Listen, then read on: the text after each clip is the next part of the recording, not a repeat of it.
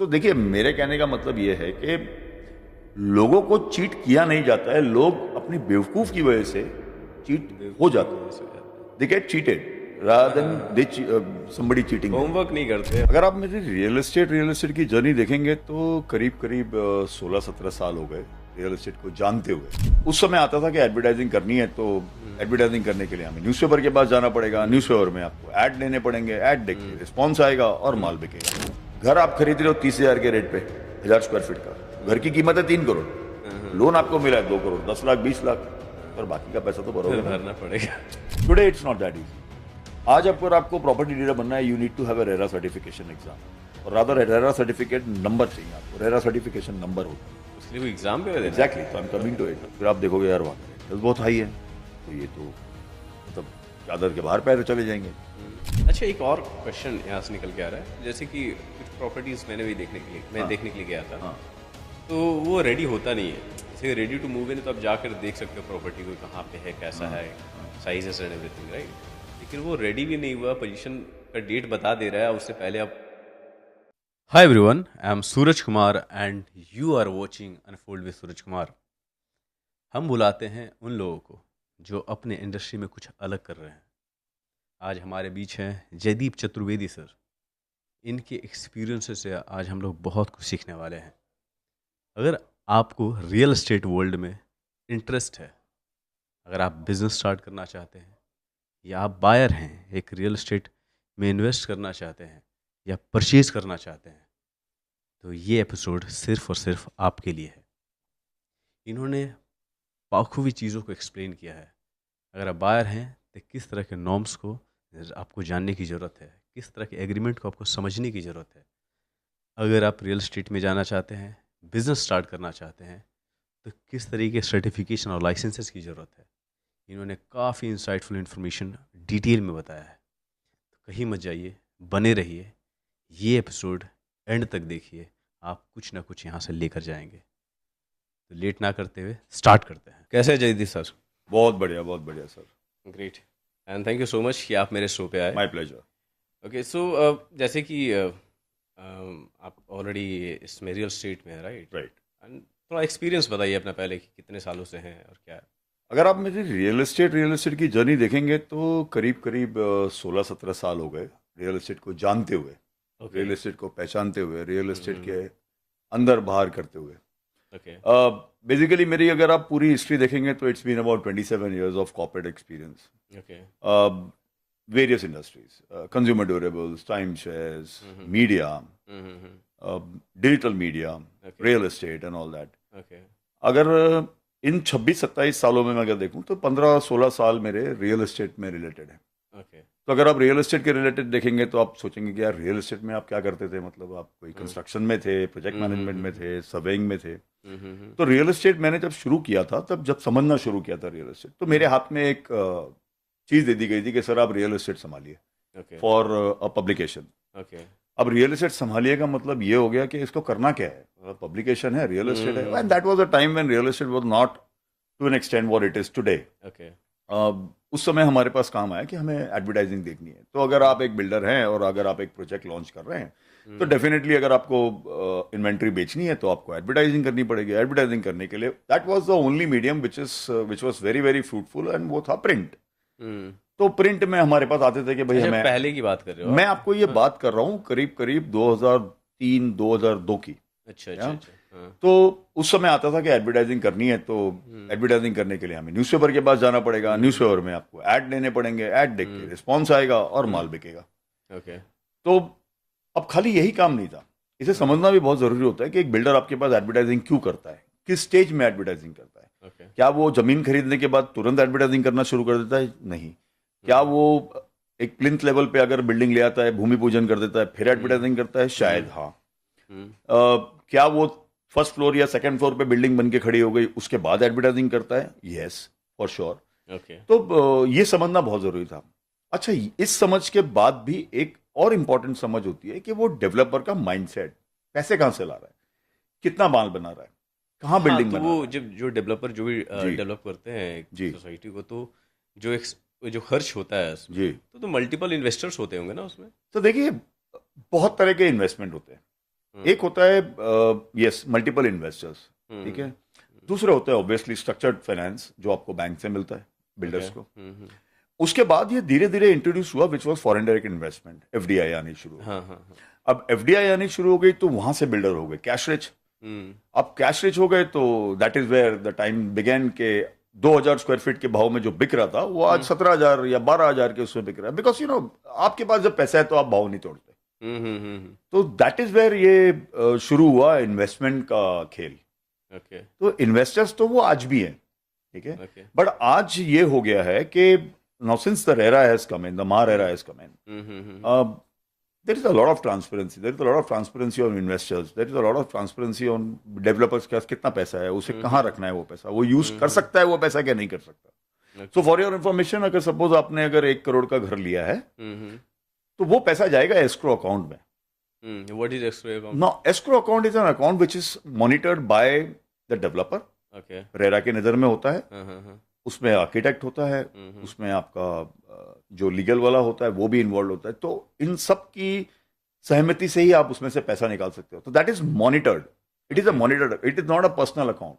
वो आपके अकाउंट में नहीं जा रहा। मान लीजिए आप हैं XYZ डेवलपर्स, तो आपको चेक तो जाएगा आपके नाम पे जो कस्टमर खरीदेगा, बट वो पैसा डिपॉजिट होगा एस्क्रो में।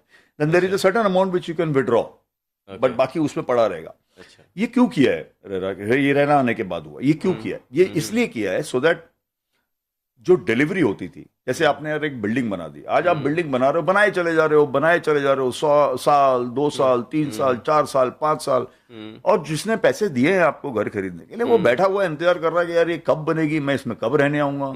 तो डिलीवरी के इश्यूज होते थे। करेक्ट, ठीक है, आपने पैसे भर दिए, आपके पैसे अटके हुए हैं। अक्सर होता रहता है। हाँ, वैसे अब बहुत कम हो गया इस चीजों में। ये नहीं है कि अभी भी नहीं हो रहा है, हो रहा है अभी, बट अगर आप उसकी फ्रीक्वेंसी देखेंगे तो बहुत बहुत कम हो गई है। बिकॉज ये जो इंडस्ट्री थी वो बिल्कुल अनरेगुलेटेड थी, इसको कोई रेगुलेशन नहीं था। अब आपके टेलीकॉम में रेगुलेशन है, आपके इंश्योरेंस सेक्टर में रेगुलेशन, रियल एस्टेट में कोई रेगुलेशन नहीं था। रेरा आने के बाद ये रेगुलेशन आया है। You just tell me about RERA, what is RERA, और ये कैसे इफेक्टिव है एक बायर के लिए? देखिए, RERA is nothing but a regulation on the industry, on a regulation industry, on the real estate industry. आज बायर के लिए कैसे इफेक्टिव है? आज आप किसी प्रोजेक्ट पे, पहली बात तो मैं आपको शुरुआत से बताता हूँ, अगर आप एक डेवलपर है, कल आपने ये सोच लिया कि जी मुझे तो एक बिल्डिंग बनानी है, ठीक है, और मैंने वो काम शुरू कर दिया, ये आप नहीं कर सकते। ठीक है, ओके, इफ वंस आपने एक जमीन खरीदी है, you have actually then started developing it, you have to take the RERA number, the RERA number gets registered with the RERA as a buyer. RERA एक गवर्नमेंट एंटिटी है, दैट्स राइट। हाँ, ओके। एज ए बायर अगर मुझे, अच्छा, डेवलपर को आपको सारी details उस प्रोजेक्ट की डालनी पड़ेंगी रेरा पे to get a RERA number, सारी, मतलब सारी एग्जैक्ट इन्फॉर्मेशन जो है देना पड़ेगा, then exact to the point information, including कितनी कार पार्क्स है, कितनी इन्वेंट्री है, कितनी इन्वेंट्री बिक गई है, कितनी इन्वेंट्री अब बनाओगे, क्या स्क्वायर फीट का बनाओगे, सब कुछ। अब इससे हुआ क्या है, एक जो बायर है उस बायर के लिए इतना एडवांटेज हो गया है कि आज वो रेरा नंबर लेके, जैसे आपका एक प्रोजेक्ट है, आपका प्रोजेक्ट का उसने रेरा नंबर लिया और महारेरा की वेबसाइट पे उसने प्रोजेक्ट डाल दिया, रेरा नंबर डाल दिया, उसको सारी इंफॉर्मेशन मिल जाएगी उस प्रोजेक्ट टू एन एक्सटेंड कि उस जमीन पे अगर कोई लिटिगेशन हुआ हुआ है, कोई केस फाइल्ड है, तो वो भी उसको वहां दिखेगा, उसकी क्या स्टेटस है। अगर 3 लिटिगेशन फाइल थे, उसमें से अगर एक क्लियर हो गया है, 2 अभी भी पेंडिंग है, तो वो वहां दिखेगा। वो दिखेगा इसलिए परचेज करने से पहले बहुत कुछ पता कर सकता है। Today the only and only intention of getting RERA in the industry or a regulation in that industry is to safeguard the buyer. Okay. When I'm saying safeguard the buyer, definitely it is helpful for developer also, but buyer के लिए safeguard होना बहुत जरूरी है। Ultimately पैसे आप ही दे रहे हो। हाँ, लेकिन ये जैसे कि रेरा के बारे में जो बताया आपने, लेकिन फ्रॉड तो अभी भी हो रहे हैं। देखिए सर, किस इंडस्ट्री में नहीं हो रहे? Okay. हर इंडस्ट्री में फ्रॉड होते हैं। ठीक है। फिर वो आपकी नीयत पे डिपेंड करता है। आज मेरे को बताइए, आप आरबीआई सक्षम है हमारी? एकदम सक्षम है सर। और आरबीआई ने आपको सब जगह से पकड़ के रखा हुआ है। मतलब टुडे आप किसी झुमरी तले या कि किसी बैंक में जाके अगर आपने अपना क्रेडिट कार्ड स्वाइप किया है तो वो सबको पता है, सबको पता है, क्योंकि आपका पैन नंबर लिंक है सब। करेक्ट। मुझे एक बात बताइए, क्या उसके बाद भी फ्रॉड नहीं हो रहे? क्या आपका देश का पैसा लेके लोग बाहर नहीं भाग रहे? नहीं, मेरा पॉइंट वो नहीं था। बेसिकली आपको ऑलमोस्ट मतलब 17 इयर्स का एक्सपीरियंस, राइट? तो वो एक व्यूअर को कैसे हेल्प करेगा, एक बायर को कैसे हेल्प करेगा? सपोज दैट कि मैं लेने जा रहा हूँ, जी। राइट? तो रेरा तो है कि जो एक्चुअली वहाँ पर हम देख सकते हैं कि जी। जो डेवलपर है वो जेन्युइन है या नहीं जी। है, या बाकी की इन्फॉर्मेशन वहाँ देख सकते हैं। जी। लेकिन कुछ ऐसा टिप्स जो आप देना चाहो कि कोई बायर अगर जा रहा है कुछ बाई करने के लिए, खास करके प्रॉपर्टी में, जैसे मुंबई में, जी। मुंबई में प्रॉपर्टीज के दाम तो बढ़ती ही जा रहे हैं, बिल्कुल। राइट? और तो बढ़ेगा। हाँ, और बढ़ेगा, राइट? तो जो बायर है हमारा, उसको कैसे हेल्प मिलेगा अगर वो फ्रॉड से बचना चाहता है? तो उसको किस चीज़ों की का ध्यान रखना होगा उसको कि ये चीज़ वो देख सकता है, या डेवलपर से कैसे क्या चीज़ें निकलवानी है जिससे वो अपने आप को उसे मतलब हेल्प कर सकता है, अपने आप को बचा सकता है? देखिए, डिपेंड करता है कि बायर कितना सुशिक्षित है, पढ़ा लिखा है, उसको ओके। कितना पता है इस इंडस्ट्री के बारे में, और कितना पता करने की उसकी इच्छा है। ओके। आपकी इच्छा के अनुसार आपको जो चाहिए वो आप पता कर सकते हो, हम्म। प्रोवाइडेड आपको वो इंटेंशन है कि आपको पूरा पता करना है। आपके Okay. लिए सब कुछ एक प्लेट में हाजिर है, खाना है नहीं खाना है ये आपके ऊपर है। ठीक है।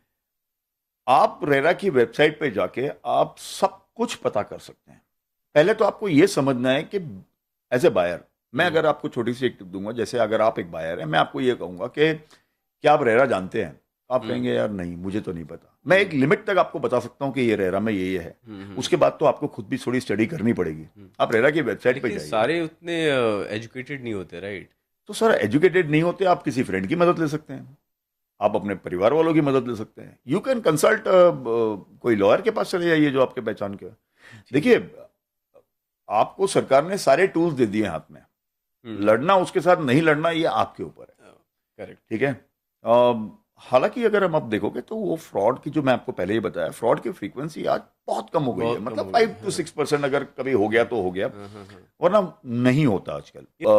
रेरा ज्यादा पुराना भी नहीं है, हाल ही फिलहाल आया है, I think। रेरा हाल फिलहाल आया है। हाँ, इट्स हाँ। I think about a period of 7-8 साल हुए होंगे। हाँ, क्योंकि 8 से 9 साल पहले ही एक जी। फ्रॉड हुआ था एक बंदे के साथ, जब मैं मुंबई आया था, जी।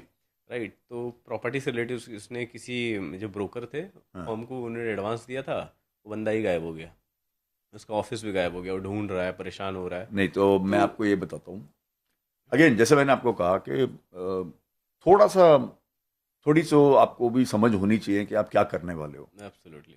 अब आपने एक प्रोजेक्ट में, अपने को घर पसंद आया, आपने प्रोजेक्ट देखा, आपको घर पसंद आया, तो आप चेक बिल्डर के नाम पे दोगे या ब्रोकर के नाम पे दोगे? आप ब्रोकर के नाम पे क्यों चेक दोगे?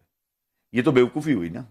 अगर आपने ये सोच ही लिया है कि मुझे गड्ढे में गिरना है, तो आपको कोई नहीं बचा सकता, तो आप गिरोगे ही गिरोगे। जब आप कूद गए तो कूद गए, उसको सुसाइड कहते हैं। ठीक है। अगर आपने कोई चीज अगर आपने खरीदी है, मैं आपको ये कह रहा हूं जी, आपको मैं एक लैपटॉप दिलाऊंगा, ठीक है, आपको मैंने लैपटॉप भी फोटो दिखा दी, सब दिखा दिया, आपने मुझे उसे 25,000 रुपए दे दिए। करेक्ट। उसके बाद तो आप मुझे ढूंढते रहो ना, मेरी कौन सी दुकान है। उसके बाद तो आप मुझे ढूंढते रहो, मैं तो फिर किसी और को लैपटॉप बेचूंगा जाके। आपको अगर लैपटॉप लेना है तो आप लैपटॉप की दुकान में जाएंगे, आप अपना प्रोडक्ट देखेंगे, परखेंगे, चेक करेंगे, उसकी अगर आपको ईएमआई पे लेना है तो आप ईएमआई पे लोगे, या तो आप क्रेडिट कार्ड स्वाइप करोगे। आप मतलब एक ठिकाने पे जाके खरीदोगे ना। Correct correct. आज मैं आपको ये कहूं कि लाख रुपए का डोनेशन दे दो, ये बाबा की तस्वीर है और ये हमारे महाकाल की तस्वीर है, इस पे आप 1 लाख रुपए, आप तो नहीं दोगे ना। आप बोलोगे यार नहीं, तो मैं तो मंदिर में जाके दूंगा। तो वहां पर आप बहुत समझदार हो, लेकिन आप जब फाइनेंशियल उसमें आते हो तो आपकी समझ कहां चली जाती। तो देखिए, मेरे कहने का मतलब ये है कि लोगों को चीट किया नहीं जाता है, लोग अपनी बेवकूफ की वजह से चीट हो जाते हैं। दे get cheated rather than they somebody cheating them. Homework नहीं करते। और एग्जैक्टली। और आज की दुनिया में जब आप देख रहे हो कि there are digital frauds happening, your money is not safe anywhere, it can hack. आज सरकार की वेबसाइट हैक हो रही है, तो आप क्या चीज हो सर? एब्सोल्युटली। तो आप उसमें सब कुछ कर रहे हो और एंड देन आप खुद ही समझदार नहीं हो, तो फिर तो भगवान ही मालिक है आपका। ओके, तो अभी मुझे ये बताइए कि ये 5 सालों में जी, रियल एस्टेट में क्या चेंज आया है? रियल एस्टेट में बहुत चेंजेस आए हैं। अगर इन 5 सालों में आप देखोगे तो आज से मैं अगर आपको और पहले ले जाऊं तो 96, 97 वहाँ it was a complete investor market. मेरे पास पैसे इन्वेस्ट कर दिया, और इन्वेस्टर मतलब एक बिल्डिंग में 6 घर ले लिए, इन्वेस्ट कर दिया उन्होंने, और वेट कर रहे हैं कब भाव बढ़ेगा मैं बेच दूंगा। Today it is a buyers market. आज एंड यूजर का मार्केट है। आज जो एंड यूजर है वो आता है घर खरीदने और वो उसमें रहता है, अपना परिवार चलाता है। तो आज जो है वो बायर मार्केट है। एक टाइम था जब ये इन्वेस्टर्स मार्केट, पहले ट्रांसपेरेंसी नहीं थी, आज कंप्लीट ट्रांसपेरेंसी है। पहले रेगुलेशन नहीं था, आज कंप्लीटली रेगुलेटेड इंडस्ट्री है। पहले आपको पहले जो अंडर टेबल चलता था कुछ कुछ पैसे जो कैश में, जी आज की तारीख में वो सब कुछ, बिकॉज एवरीथिंग इज मॉनिटर्ड, आज वो नहीं होता वो चीज़। आज सब कुछ मॉनिटर्ड है। ठीक है, आज आपके रेडी रेकनर इन प्लेस है, ready reckoner rates in place है, जो आपको सरकार डिसाइड करती है। हालांकि उन रेटों पे कुछ बिकता नहीं है, एग्रीमेंट बनता है खाली, लेकिन रेडी रेकनर इन प्लेस है। तो मैंने आपको वही कह रहा हूँ, पहले तो ट्रांसपेरेंसी नहीं थी, आज ट्रांसपेरेंसी है। पहले आपको नॉलेज नहीं थी, पहले कोई रेगुलेशन नहीं था, आज रेगुलेशन है। ठीक है, पहले का डिलीवरी टाइम आप देख लीजिए, 5-5, 6-6 साल बिल्डिंग बनी ही चली जा रही है, बनी नहीं रही है, क्योंकि उनके ऊपर किसी का हाथ नहीं है, उनके ऊपर किसी ने उनको आर्म ट्विस्ट नहीं कर रखा कि भैया बनाओ फटाफट, किसी को घर देना है आपको। आज आपको रेरा में सिर्फ एक टाइम मिलता है डिले करने का। आज अगर आपने रेरा में ये कहा है कि मैं दिसंबर 2026 में, if I give you the possession of this building, you can only and only delay it by one more time, which is a period of year. Beyond that RERA आपको पेनलाइज करता है फिर डेवलपर को। तो आज ये सब है, पहले ये सब नहीं था। अच्छा, मतलब ज्यादा डिले नहीं कर सकते, आप बियॉन्ड ए पॉइंट आप डिले नहीं कर सकते। हाँ, डिले नहीं कर आप बियॉन्ड ए पॉइंट डिले नहीं कर सकते। अगर आप किसी भी प्रोजेक्ट में जाएंगे तो आप डेवलपर को सबसे पहला सवाल पूछते हैं कि आपका डिलीवरी टाइम कब है, पोजेशन कब देंगे। तो डेवलपर आपको यही कहेगा, मैं एज पर रेरा दिसंबर 2026 है, बट हम कोशिश कर रहे हैं, हम आपको जून 2026 तक दे देंगे। तो they also play safe, because उनको भी पता है कि कल को यार हमारे ऊपर रेगुलेशन है, अगर हमने फ्रॉड डिले किया तो ये हमारे को पेनलाइज करेंगे। तो कोई नहीं चाहता ना पैसे फालतू पेनल्टी में देने के लिए। तो ये बहुत फर्क आ गया है। दूसरी बात मैं आपसे कहूं, आज का buyer is literate. Today the buyer knows everything, मुझे कहाँ जाना है, क्या भाव है, क्या रेट है, कौन सा डेवलपर है, इस डेवलपर की हिस्ट्री क्या है, इसने कौन से प्रोजेक्ट बनाए हैं। आज जो बायर है वो पढ़ा लिखा है, आप उसको पता है चीजें, आप उसको घुमा नहीं सकते। आज बायर पढ़ा लिखा है, आज बायर ने मार्केट स्टडी किया हुआ है, आज विंडो शॉपिंग हो रही है रियल एस्टेट में। हाँ जी, पैसे इन्वेस्ट कर दो, बिल्कुल, आज विंडो शॉपिंग हो रही है। मैं किसी और के पास क्यों जाऊं। मान लीजिए आपको अगर मलाड में एक घर लेना है, तो आप किसी प्रोजेक्ट पे गए और बोला जी हाँ जी मुझे ये 2 BHK लेना, ये लो पैसे। अब ये नहीं करेंगे, आप पहले उस एरिया को स्टडी करेंगे। आप अपने दोस्तों यारों से पूछेंगे कि क्या रेट चल रहे हैं यहाँ पर स्क्वायर फीट का क्या रेट, वो आपको एक एस्टिमेटेड फिगर देंगे। आप उसके बाद अपने पहचान के real estate consultants, channel partners, इनके पास जाएंगे कि भाई कौन सा प्रोजेक्ट अच्छा है, क्या प्रोजेक्ट्स में क्या रेट्स है, क्या एमिनिटीज है। आप वो सारी इन्फॉर्मेशन गैदर करेंगे। फिर आप एक वीकेंड पकड़ेंगे, अपनी बीवी बच्चों को लेंगे, बोले यार चलो यार आज प्रोजेक्ट्स देखने चलते हैं, ये 5-6 मेरे पास डिटेल आई हैं, इसमें जाके हम देखते हैं। ये मैं आपको बता रहा हूँ जो रेगुलर रियली होता है। तो आप निकलेंगे अपने सैटरडे संडे में, आपने 4-5 प्रोजेक्ट आपने कौन से खरीद लिया, ये आपके लिए चलो एक आउटिंग ही हो गई। क्योंकि उसके बाद तो आपको कोई मॉल में जाके किसी रेस्टोरेंट में बैठ के खाना खाना है और घर आ जाना, आपका दिन वेल स्पेंड। क्योंकि बीवी भी कह रही है कि हाँ भाई घर लेना है, मुझे भी लेना है, बच्चे को बोल रहे हैं यार मुझे भी पापा देखना है, चलो। तो आप निकलते हैं एक फ्री में, घूमते फिरते आप 3-4 प्रोजेक्ट देखते हैं, आपको सैंपल फ्लैट देखते हैं, आपको घर पसंद आते हैं। तो अब आपके पास नॉलेज है। अब आपको कोई अगर आकर ये बोले कि इस प्रोजेक्ट में स्विमिंग पूल नहीं है, तो आप बोलोगे उसको क्या बात कर रहा है यार, मैं अपनी आंखों से देख के आया हूँ, है। क्योंकि क्लैरिटी है, क्योंकि आपने ऑलरेडी प्रोजेक्ट देख लिया है। अब आपको नॉलेज है इस एरिया में कितने प्रोजेक्ट, तो अब आप समझे आपने अपने आप को एडुकेट कर लिया है। अच्छा, एक और क्वेश्चन यहाँ से निकल के आ रहा है, जैसे कि कुछ प्रॉपर्टीज मैंने भी देखने के लिए गया था। तो वो रेडी होता नहीं है, जैसे रेडी टू मूव इन, तो आप जाकर देख सकते हो प्रॉपर्टी को कहाँ पे है, कैसा है, साइजेस एंड एवरीथिंग, राइट। लेकिन वो रेडी भी नहीं हुआ, पोजीशन का डेट बता दे रहा है, उससे पहले आप डिमांड कर रहा है कि इतने के हैं। तो अगर मतलब वो प्रोजेक्ट रेडी होने से पहले जो कॉस्ट रहता है, और मान लो कि 1 साल बाद का पोजीशन दे रहा है जी, तो फिर कॉस्ट में बहुत ज़्यादा डिफरेंस क्यों हो जाता है? फिर कॉस्ट में डिफरेंस नहीं होता। मैं आपको बताता हूँ क्या है। आज की तारीख में कंस्ट्रक्शन लिंक प्लांट है। मतलब आप अगर आज किसी प्रोजेक्ट में जा रहे हो, आपने देखा है वहाँ गड्ढा खोद रहा है, बिल्डिंग तो बाद में बनेगी, आज तो गड्ढा खोद रहा है। आपने वहाँ गए, आपने पता किया कि भाई क्या बनाने वाले हो, तो बोलेंगे आपको 2 BHK बनाएंगे हम, या 3 BHK बनाएंगे, ठीक है। उस समय उसके बाद रेरा नंबर नहीं आया है, तो वो आपको ज्यादा इंफॉर्मेशन दे नहीं पाएगा। आप मान लीजिए 1 महीने के बाद गए, जब उसका गड्ढा खुद गया है, प्लिंथ आ गई है, प्लिंथ मतलब जो आपका बेस आ गया जिसपे आपकी बिल्डिंग आगे खड़ी होगी, नींव बन के खड़ी हो गई है। अब उस समय उस पे गए, उसके पास गए, आपके पास उसका रेरा नंबर भी आ चुका है, सारी प्रोजेक्ट की इन्फॉर्मेशन है, एंड दैट इज वेयर आप उससे डिस्कस करोगे कि 2 BHK बन रहा है, 3 BHK बन रहा है, क्या स्क्वायर फीट है, क्या रेट ओपन किया आपने, ये ऑल दैट। आप ये सब पता करके आप चले गए, आप 15-20 दिन के बाद फिर आए, अब उसका एक फ्लोर खड़ा हो चुका है। तो उस समय जो आपसे वो पैसे मांगेगा, एक तो आपको पहले बुकिंग अमाउंट मांगेगा जिसपे आप 10% देके आप रजिस्ट्रेशन कर सकते हो, 10 या 12% जो भी देके, और फिर उसके बाद वो आपसे मांगेगा कि मेरा फर्स्ट स्लैब आ गया है, तो आपको रजिस्ट्रेशन प्लस 10% ड्यू है मेरे फर्स्ट स्लैब का, 10%, 7%, 5% जो भी है।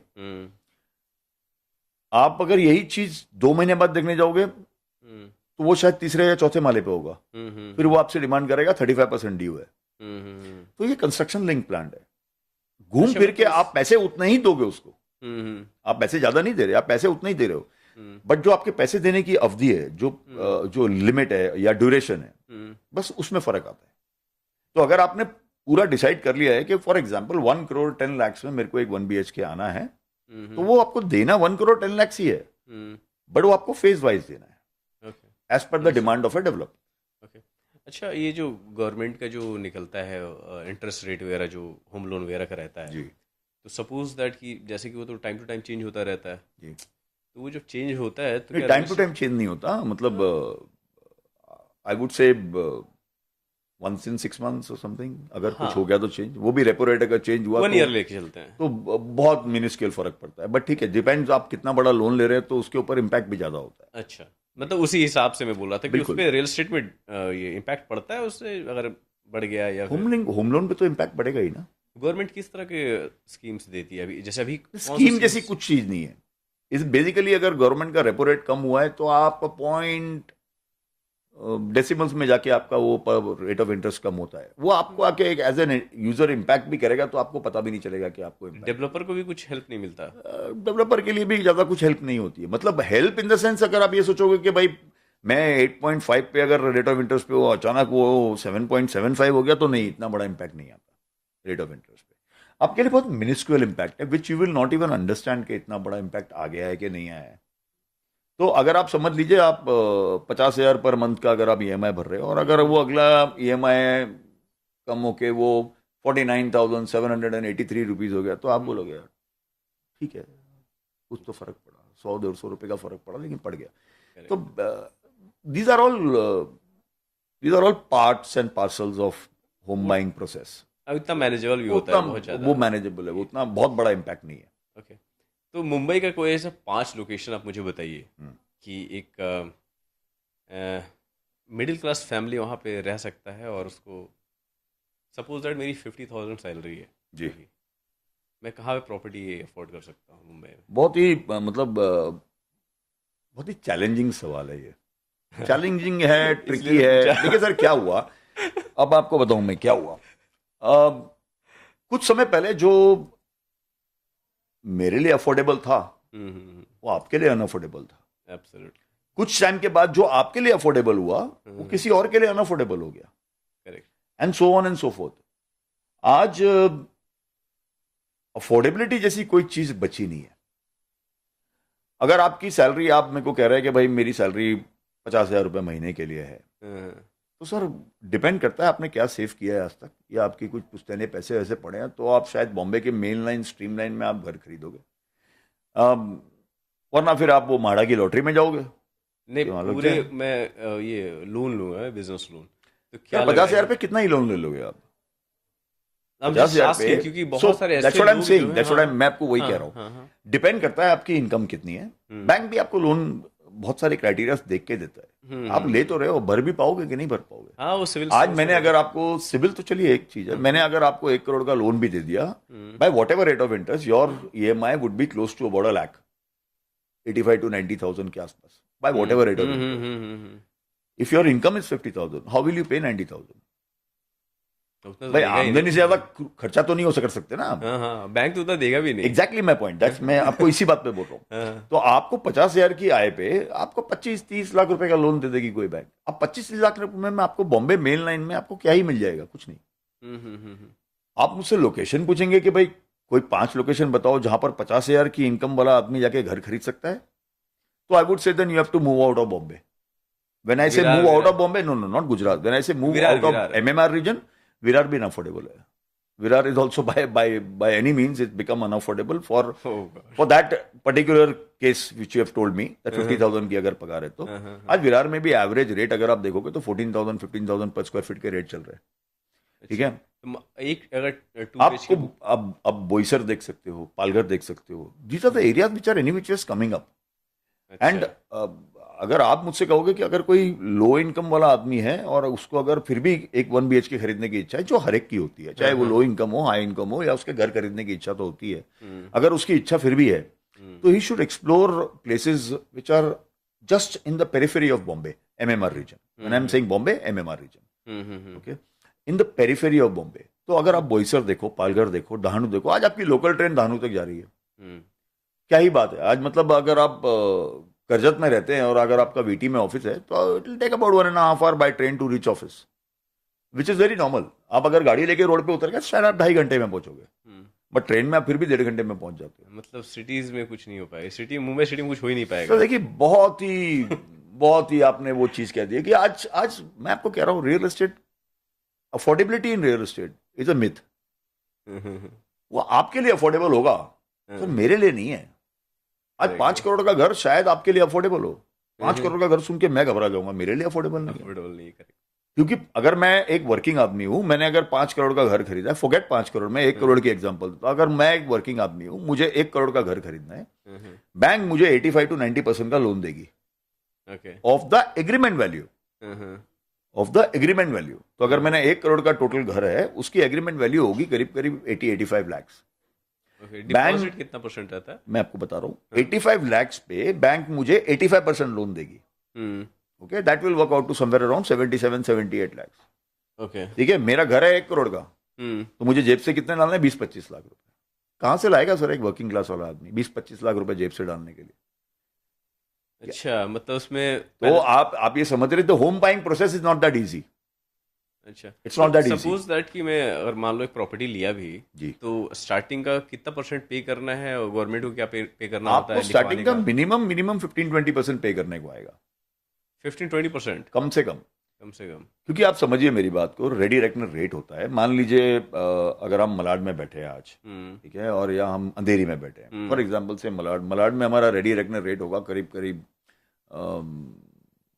22,000-23,000 पर स्क्वायर फीट. ठीक है. फ्लैट आप खरीद रहे हो 30,000 स्क्वायर फीट पर स्क्वायर फीट के रेट पे, या 8,000 का तो गैप हो गया. रेडी रेकनर रेट पे आपका एग्रीमेंट बनेगा. ठीक है. मान लीजिए आपने 100 स्क्वायर फीट का घर खरीदा फॉर एग्जाम्पल, या 1,000 स्क्वायर फीट का घर खरीदा, और आपका रेडी रेकनर रेट है 22,000 रुपए, तो आपका जो एग्रीमेंट बनेगा वो बनेगा 2 करोड़ 20 लाख का. आपको 2 करोड़ 20 लाख पे बैंक लोन देगी. वो लोन का परसेंटेज होगा 85 to 90% depending on your CIBIL score. मान लीजिए आपको 90% लोन मिल गया, तो आपको लोन बैंक में जो आएगा डिसबर्सल, वो आएगा करीब करीब 2 करोड़ 10 लाख. ठीक है. अब घर आप खरीद रहे हो 30,000 के रेट पे 1,000 स्क्वायर फीट का, तो घर की कीमत है 3 करोड़, लोन आपको मिला है 2 करोड़ 10 लाख 20 लाख, और बाकी का पैसा तो भरोगे ना. भरना पड़ेगा. 50,000 की तो वैल्यू है नहीं सर मुंबई में. वैल्यू है, गांव में डिपेंड करता है आप उस 50,000 का करना क्या चाहते हो. तो जैसे कि अगर पर्सनल घर चाहिए तो वो मिल नहीं पाएगा 50,000 में, बिकॉज यू मेंशन कि अब या तो घर बेच दो घर गाँव का, फिर यहाँ पे आके परचेज कर लो, यहाँ घर बेच करके गाँव से. ऐसी बात नहीं है आपको, मतलब कि घर बिल्कुल ही नहीं मिल पाएगा. मैं जैसे मैंने आपको कहा, बॉम्बे आज बढ़ रहा है. ठीक है. बॉम्बे बढ़ रहा है, ये MMR रीजन है. उसके बाद आज नवी मुंबई आपके लिए अफोर्डेबल नहीं है, बट अगर जब नवी मुंबई एग्जिस्टेंस में आया, जब शुरुआत हुई नवी मुंबई की, उस समय अगर किसी ने लिया होता तो शायद अफोर्डेबल था उस समय. आज बॉम्बे 3 आ रहा है. Bombay 3 is all about your उरन, JNPT और आपका पेन, खोपोली, पनवेल, ये सब. तो आज अगर आप कोई खरीदना चाहेगा तो उसको आराम से 15-20 लाख में 1 रूम किचन 1 BHK मिल सकता है. मैं ये नहीं कह रहा कि नहीं मिलेगा. हाँ, अगर आप मुझसे ये कहेंगे कि बॉम्बे में चाहिए, MMR रीजन में चाहिए, तो शायद पॉसिबल नहीं है. तो एक्सप्लोर करिए. देखिए आज दिल्ली भी देखिए, आप बढ़ते बढ़ते बढ़ते बढ़ते आज वो नेशनल कैपिटल रीजन बनी गया, तो आपका सारा कुछ गुड़गांव, फरीदाबाद सब आ गया अंदर. तो लोगों ने सही टाइम पे, see real estate is all about investing right place at the right time okay. और buying at the right place at the right time. तो अभी कैसा टाइम है मुंबई में इन्वेस्टमेंट के लिए? Investment as such real estate में जैसा कुछ अभी है नहीं, बट हाँ अगर आप सेकंड होम देख रहे हैं या आप एक न्यूक्लियर फैमिली है जहाँ पर अब बेटा बड़ा हो गया है, नौकरी कर रहा है, अब उसे घर छोटा लगता है, तो वो एक घर खरीदने निकलेगा। See buying a house any time is a good time. नहीं, इन्वेस्टमेंट पर्पज से मैं पूछ रहा हूँ कि अभी क्या राइट टाइम है इन्वेस्ट करने के लिए इन्वेस्ट खासकर मुंबई में? Definitely you should look at Bombay 3 now. You look at Panvel, Khopoli, Pen, these places. These are the right time to invest in those places because tomorrow अगर हो सकता है जैसे आज नवी मुंबई है, कल बॉम्बे 3 होगा। तो आज वहाँ पर डेवलपर्स लैंड ले रहे हैं, वहाँ प्रोजेक्ट्स आने की शुरू हो रहे हैं, वहाँ पर प्लॉटिंग हो रही है, वहाँ पर विलास बन रहे हैं, बिक रहे हैं। तो आज एक्सेसिबिलिटी हो गई है, आपका अटल सेतु बन चुका है। Correct. तो अगर आप साउथ बॉम्बे से अगर आप वहाँ पहुँच रहे हो तो आप 45 मिनट्स में वहाँ पर पहुँच जाओगे। अब तो आज ये टाइम है वहाँ पर आपको इन्वेस्ट करने का। अगर आप investment as a point of view देख रहे हो तो yes this is a good time. ये जो लास्ट 5 इयर्स की बात करें तो इंक्रीमेंट तो आया है, बिल्कुल। तेजी से प्राइसेस ऊपर गए हैं बिल्कुल। मुंबई में। बिल्कुल तो आने वाले 5 साल क्या है मार्केट? स्टेबल है, स्टेबल है? स्टेबल है। यहाँ से मार्केट देखिए आप, प्रॉब्लम बॉम्बे में एक बात ये हो रही है and a lot of people are unable to understand why. आज अगर आप बॉम्बे में देखोगे तो आज हम उस सिचुएशन में घुस रहे हैं जहां पर supply is becoming immense and the demand is coming down. Now supply immense क्यों हो रही है? क्योंकि आज बॉम्बे में जगह तो बची नहीं है, लैंड तो कुछ है नहीं कि आप नया लैंड खरीद के बिल्डिंग बनाओगे। So now you have two options, one is housing societies का रीडेवलपमेंट या दूसरा SRA, okay. What is SRA? Slum rehabilitation. अच्छा। तो जैसे आप धारावी चला गया पूरा स्लम एसआरए में, तो आप धारावी रिहैबिलिट होगा, वहां पर प्रोजेक्ट्स आएंगे, बिल्डिंग बनेंगी। हाँ, अडानी का कुछ चल रहा था ना, 100 200 300 पता नहीं 500 कितने घर बनेंगे। वैसे ही अगर आप देखोगे तो बड़े बड़े प्रोजेक्ट्स हैं जो अभी यार रीडेवलपमेंट में जा रहे हैं। आज every third building is going under redevelopment, इधर they are in the process of signing development agreement और या बात कर रहे हैं किसी डेवलपर से। तो आज एक बिल्डिंग रीडेवलप होती है, ठीक है, मान लीजिए उसमें 25 30 टेनेंट्स हैं ऑलरेडी रह रहे हैं, तो 30 टेनेंट्स को तो बिल्डिंग तो डेवलपर को रिहैब करना ही है, उनको तो रिटर्न आपको देना ही है, जो भी आपको फंजिबल पकड़ के जो भी एक्स्ट्रा दे रहे हैं। उसके बाद भी तो फ्लैट्स बचे हैं जो बिल्डर खुद भी बेचेगा। तो सर आप ये देखिए कि इन्वेंट्री इतनी आ रही है मार्केट में, उतनी डिमांड है नहीं है, एनीबडीज गेस। आज आप किसी भी डेवलपर के प्रोजेक्ट पे चले जाइए, आपको डिमांड एंड सप्लाई का आपको समझ में आ जाएगा सिनेरियो। ठीक, मैं 2 दिन पहले एक न्यूज़ देख रहा था एनडीटीवी का जी, वो मुंबई के बारे में बता रहे थे कि 3 लाख, हाँ 3 नंबर मेरा थोड़ा सा ऊपर नीचे हो सकता है, 3 लाख लगभग हाउसेस जो है भी खाली है। बिल्कुल। हाँ, तो क्यों, क्या reason? That's exactly what I am saying ना। आज किसी भी चीज की आप सप्लाई बढ़ा दोगे, ठीक है, मान लीजिए आप, मैं छोटा सा एग्जांपल दे रहा हूँ which is what nothing to do with real estate. आपकी भी तो भाई एक एपेटाइट है ना। आप अगर आप घर पे आपकी माता जी ने आज 5 रोटी बनाई है क्योंकि आप 4 खा रहे हो, अगले दिन उन्होंने 7 कर दी, उसके बाद 8 कर दी, उसके बाद 10 कर दी, उसके बाद 12 कर दी। खाने वाले तो वही हो ना, 5 जन, ओके, ठीक है, हर एक की खुराक के हिसाब से। चलो किसी दिन आप भूख ज्यादा है, आप थके हुए हो, आपने 5 के बदले 6 रोटी खा ली, लेकिन सर आपके सामने तो 12 पड़ी है। करेक्ट, ठीक है, तो आप समझ रहे हैं, ये मैं सप्लाई देते ही जा रहा हूँ आपको, देते ही जा रहा हूँ, उतनी डिमांड भी तो होनी चाहिए, उतनी डिमांड भी होनी चाहिए। अगर आप आज किसी भी डेवलपर के पास जाओगे, आज it was a cake pock. मैं पहले प्रोजेक्ट बनाया और नाम से बिक गया।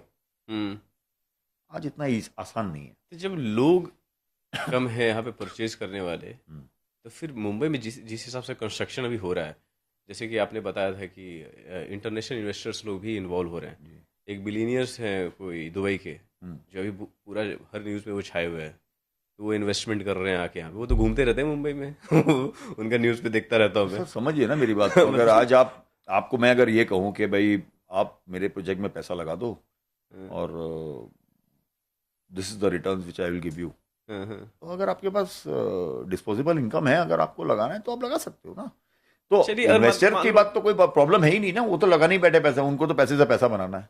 सपोज दैट कि अगर कोई एक इन्वेस्टर, मतलब इनफ पैसे हैं हमारे पास, 10 करोड़ रुपए का इन्वेस्ट कर दिया, सपोज दैट मुंबई में किया, तो 10 साल के बाद क्या एक्सपेक्टेशन किया जा सकता है रिटर्न का? आरओआई क्या होगा उसका? बहुत ही मतलब डिफिकल्ट सवाल है इसको जवाब देना कि आगे जाके क्या होने वाला है, बट मतलब अभी आज का अगर आप market एक हिसाब से इन्वेस्टर है, मैं आपको एक हाँ, सरल भाषा में समझाता हूँ। अगर आप एक इन्वेस्टर हैं, आपने 10 करोड़ रुपए में एक हम्म, प्रोजेक्ट में दिए हैं और आपने बोला है, तो सबसे पहले तो आप खाली पैसे दे के छोड़ नहीं दोगे, आप बोलोगे भाई मुझे सामने इन्वेंट्री भी चाहिए। तो आप 10 करोड़ लेकर आए, आपने मान लीजिए 3 घर खरीद लिए। हम्म, क्योंकि आप पैसा दे रहे हो, क्योंकि आप इन्वेस्टर हो, डेफिनेटली आप डेवलपर को बोलोगे कि भाई आप मार्केट में 30,000 में बेच रहे हो, मुझे मुझे आप 25,000 में दो। ठीक है, मैं आपको पैसा अपफ्रंट दे रहा हूँ। हम्म, ठीक है, आपने वो 3 घर ले लिए। ठीक है, आपने वो इन्वेस्टर, आप 25,000 रुपए में आपने 3 घर परचेज कर लिया, आपने पैसा भी दे दिया, आपने तीनों की रजिस्ट्री भी करा ली, स्टैम्प ड्यूटी भर दी, सब कुछ हो गया। ठीक है। सर वही चीज आपने जो आज 25,000 में खरीदी है अंडर कंस्ट्रक्शन में, जब आज बिल्डिंग बनके तैयार हो जाएगी, जब पोजेशन हो गया उसका, जब ऑक्यूपेशन सर्टिफिकेट आ गया, डेवलपर ने पोजेशन दे दिया, लोग रहने आ गए, और अगर प्रोजेक्ट बहुत ही अच्छा है जिसमें एमिनिटीज है, सर आज ये 25,000 रुपए आपके 32, 35, 40,000 तक भी हो सकते हैं पर स्क्वायर फीट के हिसाब से। Correct, correct. ठीक है ना? तो आपने वहां पर सस्ते में भी खरीदा और आप काफी महंगे में भी बेचोगे। तो जैसे कि अब जैसे जो मैंने 10 साल का आरओआई पूछा, राइट, आने वाले 10 साल में, जो लास्ट 5 इयर्स का ही मैं पूछता हूँ, वो क्या रहा उसका आरओआई? लास्ट 5 इयर्स का भी आरओआई देखिए काफी अच्छा है। जिसने जिसने आज 5 साल पहले जिसने आज वो घर लिया है, मान लीजिए आपने अगर घर एक 25,000 पर स्क्वायर फीट के हिसाब से लिया है या 20,000 स्क्वायर फीट के हिसाब से लिया है, आज बड़े आराम से उसने 20-25% तो कम पैसा बना ही लिया है। And there are certain projects that people have even earned 40-45%। 45%? Because मैं जैसे मैंने आपको पहले भी कहा था, real estate is all about putting money at the right place and the right time. Right time, correct. आपने अगर आज एक प्रोजेक्ट देखा है जो 25,000 रुपए पर स्क्वायर फीट पे है, जो आज गड्ढा खोदने की स्टेज पे है, आप बैठे रहे कि भाई मैं इसको बनने दो, बनने दो, बनने दो, बनने दो, बनने दो, बनने दो, बनने दो के चक्कर में वो रेट उसका 30,000 हो जाएगा। अच्छा, क्योंकि डेवलपर भी देखता है ना, अगर मेरी बिल्डिंग खड़ी हो रही है और लोगों को दिख रही है मेरी बिल्डिंग, कि मैं मेरी काम की स्पीड दिख रही है, मेरा रेपुटेशन इन द मार्केट दिख रहा है, द ब्रांड दिख रहा है, तो definitely he will take the prices up and आप उसमें then you are at loss. So all I'm saying is real estate is always the time to invest is now. It can be after 5 years. If you ask me, I'll tell you the same thing. The time to invest is now. नो। आप जितना रुकोगे आप उतना loss में रहोगे। According to you, अगर India के 5 ऐसे मेट्रो सिटीज में अगर मुझे इन्वेस्टमेंट करना है, तो according to you where you are going to invest? See आज इन्वेस्टमेंट पॉइंट ऑफ व्यू से देखेंगे तो I would say don't look at tier 1 cities. ठीक है। I would say go to tier 2 cities. When I say tier 2 cities, can you name? yeah, so you can look at Jaipur, Jaipur? you can look at Chandigarh, okay. Mohali, all those places.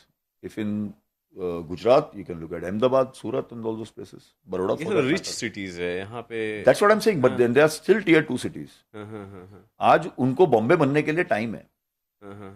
आज उनको they are Bombay बनने के लिए growing time fast, है। यार. They are But they're growing growing fast. very fast, हाँ. That is where you have to ride the wave. अगर आज आप देख रहे हो कि वहाँ इन्वेस्टमेंट हो रहा है, ग्रोथ आ रही है, तो you should be a part of that growth so that you make money accordingly. Do you have any idea about the Dholera city जो अहमदाबाद के पास में जो मोदी जी बनवा रहे हैं? हाँ, क्या है उसका सिचुएशन? अभी चल रहा है उस पे? देखिए उस पे भी आज कंस्ट्रक्शन तो चल ही रही है। ठीक है, there are lot of companies who are getting shifted. तो अगेन मैं उस पे ज्यादा कुछ कमेंट नहीं कर रहा हूँ, बिकॉज कहने की बातें थी कि महाराष्ट्र से इंडस्ट्रीज गुजरात शिफ्ट हो रही हैं और वो काफी पॉलिटिकल उसमें तू मैं में भी हो चुकी है। तो उस पे हम जितनी कम बात करें उतना अच्छा है, बिकॉज वो गुजरात में है, पॉइंट नंबर 1, और अगर गुजरात में है तो काफी बैकिंग होती है उसके लिए। हालांकि वो it is one of its kind which will come up. Okay.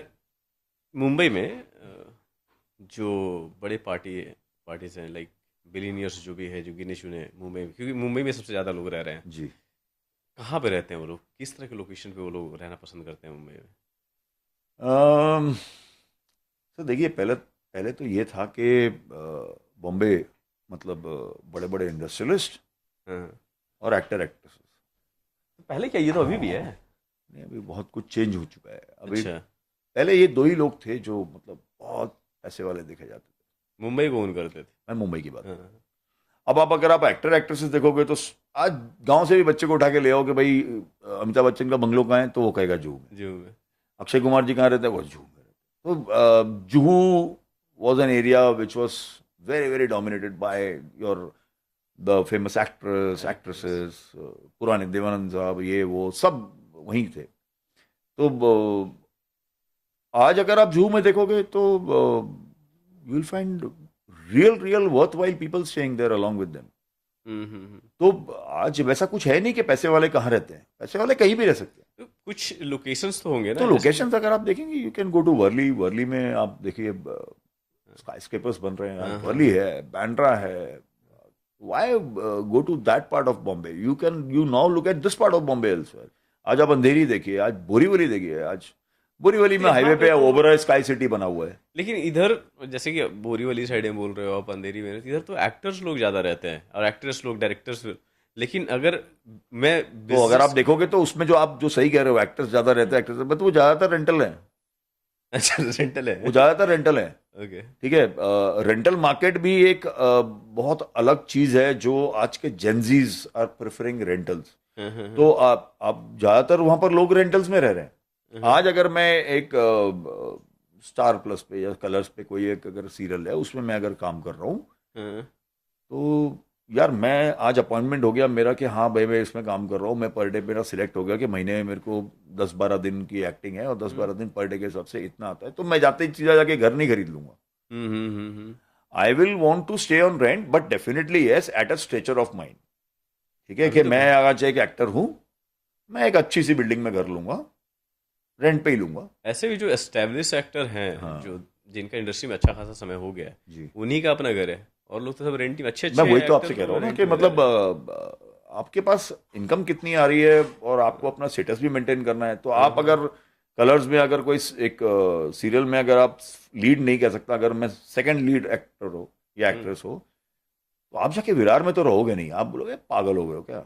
आज मतलब मेरा घर से निकलना मुश्किल हो जाएगा, लोग पीछे पड़ेंगे, ये वो ऑटोग्राफ ऑटोग्राफ। तो आप बोलोगे यार मुझे स्टेटस मेंटेन करना है। अब स्टेटस मेंटेन करना है तो आप बोलोगे यार मैं झूम, वर्ली, बैंड्रा में घर देखूं, सेंटा क्रूज, खार। फिर आप देखोगे यार वहाँ का रेंटल्स बहुत हाई है, तो ये तो मतलब चादर के बाहर पैर चले जाएंगे। फिर आप देखोगे कि भाई सबर्ब्स में आऊँ मैं कोई अच्छे प्रोजेक्ट्स, तो आप सबर्ब्स में अच्छे प्रोजेक्ट देखोगे जो इसमें वेरी क्लासी प्रोजेक्ट्स, जो एक अच्छे रेट ऑफ अच्छा रेट कमांड करते हैं, उसमें एमिनिटीज़ हैं, उसमें जेंट्री अच्छी रह रही है, लोग अच्छे रह रहे हैं, सिक्योरिटी अच्छी है, एमिनिटीज़ है बिल्डिंग में, तो आप बोलोगे यार यहाँ रहना चाहिए। ये बॉम्बे में भी है, अफोर्डेबल भी है थोड़ा बहुत, लेकिन ऑन क्लासी भी है। So that is where you will see large projects in Malad. आप देखो बोरीवली में देखिए, कांदीवली में देखिए, गोरेगांव में देखिए, these are high end projects जहां पर अच्छे खासे लोग रह रहे हैं और रेंटल पे भी रह रहे हैं। कौन से डेवलपर खास करके मुंबई में है जो जिनका प्रॉपर्टी जो है ठीक रहता है, जेन्युइन प्राइसेस रहते हैं, प्राइसिंग देखिए के मामले में? हर डेवलपर अच्छा है, हर डेवलपर, कोई डेवलपर खराब नहीं होता। डिपेंड करता है व्हाट इज योर इंटेंशन, आपकी नीयत कैसी है। अगर आप लार्जर नेम देखेंगे तो there are listed companies like Godrej are listed company, Mahindras are listed company, Oberoi realty is a listed company, Kalpataru, these are all some of the big name, जो as old names, the Rahejas, ये पुराने नाम चले आ रहे हैं। ये तो मतलब 35 40 50 साल इस इंडस्ट्री में निकाल दिया। आज थर्ड जनरेशन, फोर्थ जनरेशन काम कर रही है उसमें। तो these are some of the reliable names. But मैं फिर भी वही कहूंगा कि मतलब यात्री अपनी सामान की रक्षा खुद करें, खुद करें। चाहे कितना भी बड़ा नाम हो। आपको नॉलेज होनी होमवर्क जरूरी करो। है, आप अपना होमवर्क करके ही काम करें, चाहे किधर भी प्रोजेक्ट हो, किसी का भी प्रोजेक्ट। ठीक है। जैसे मुंबई के बारे में हमने बात करी, प्रॉपर्टीज़ के और अदर सिटीज़ के बारे में जहाँ पे इन्वेस्टमेंट किया जा सकता है। अभी लोग दुबई में इन्वेस्ट कर रहे हैं और काफ़ी इंडियंस लोग दुबई में जा रहे हैं इन्वेस्ट करने के लिए। क्या रीज़न है, क्यों जा रहे हैं वहाँ? रीजन कुछ नहीं है सर, डिस्पोजेबल इनकम होनी चाहिए आपके पास। हम्म, आपके पास एक, मेरे पास एक डिस्पोजेबल इनकम है। एक तो एक एक्स फैक्टर है, दुबई में घर है मेरा, because then you get the visas and all that. वो स्वीटनर्स उनके साथ आते हैं दुबई के।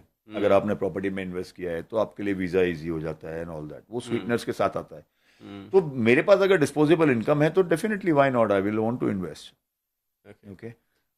लेकिन कुछ और रीज़न तो होगा, जैसे कि दुबई में जिस हिसाब से ग्रोथ है सो अभी। देखिए, दुबई एक टाइम था, Dubai was actually bleeding on real estate. एक टाइम ऐसा आया था दुबई में कि वो रियल एस्टेट बहुत बुरी तरह से गिरा था। ठीक है। If you see over last 5 years, 6 years, Dubai has again started becoming stable and real estate in Dubai is giving good returns. बहुत ज्यादा अच्छा So, रिटर्न तो मैं वही बोल रहा हूँ, there are multiple factors. One is the next factor that I have a 2 BHK in Dubai. Then there is one more factor that boss, I invested in Dubai at X dirhams. Today it has become X plus 3 dirhams or X plus 2 dirhams. So I'm earning even that. There are factors which are making people to invest.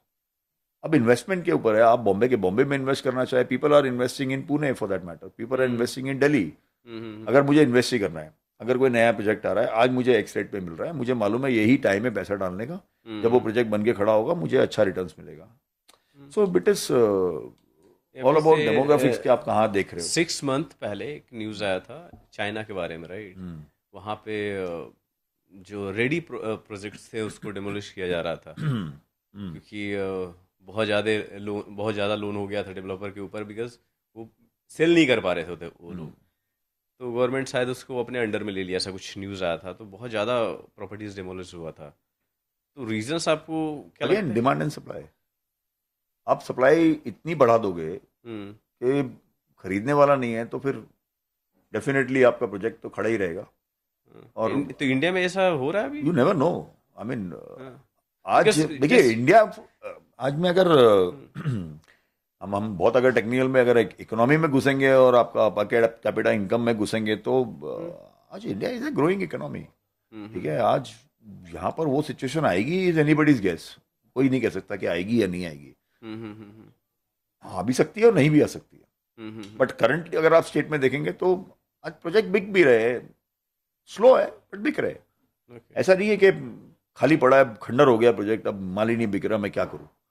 तो वो situation नहीं है. आज अगर आप कोई आप घर पसंद करके आए हैं, फॉर ऑल यू नो कल वो घर बिक चुका हो.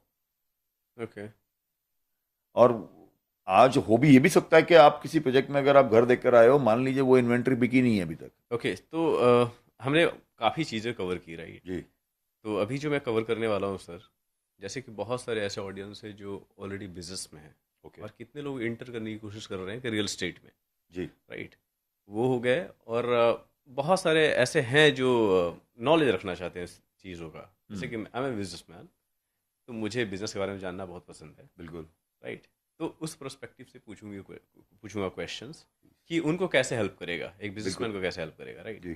जी. तो सपोज दैट कि मैं एक एजेंट बनना चाहता हूँ और इस इंडस्ट्री में आना चाहता हूँ. जी. तो कुछ ऐसा क्वालिफिकेशन या सर्टिफिकेशन की ज़रूरत पड़ती है इंटर करने के लिए? तो अगर आप आज से 5 साल पहले चले जाइए या 3 साल पहले चले जाइए, कोई भी रियल एस्टेट एजेंट अपने आप को समझने लग जाता है. फॉर एग्जाम्पल, ये थोड़ी सी ऑन अ लाइटर नोट है. आप किसी बिल्डिंग में जाएंगे, आप ऐसे ही बिल्डिंग में घुस गए, आपने किसी वॉचमैन को पूछा भैया यहाँ पर मुझे एक घर चाहिए भाड़े पे, यहाँ कुछ है? तो वो बिल्डिंग का वॉचमैन भी आपसे वैसे बात करेगा जैसे आपको एक एजेंट बात करता है. अच्छा, करवा देंगे सर, मिल जाएगा. लोग करते हैं. आप हर वो आदमी अपने आप को एजेंट समझ लेता है जिसके साथ में उस ऑडियंस से उसकी रोज की टच है. प्रेस वाला हो, सब्जी वाला हो, बनिया हो, आज वो अपने आप को एजेंट मान भी लेगा. और वो 2 मिनट भी शर्म नहीं आएगी उसको अगर आपने डील करा रही कि वो आपसे ब्रोकरेज भी मांग लेगा. सी इट इज, मैं कह रहा हूं कि कोई हर्ज नहीं है, कोई अगर 2 पैसे कमा रहा है तो वो कोई प्रॉब्लम नहीं है. द पॉइंट हियर इज, आज नॉलेज होनी बहुत जरूरी है.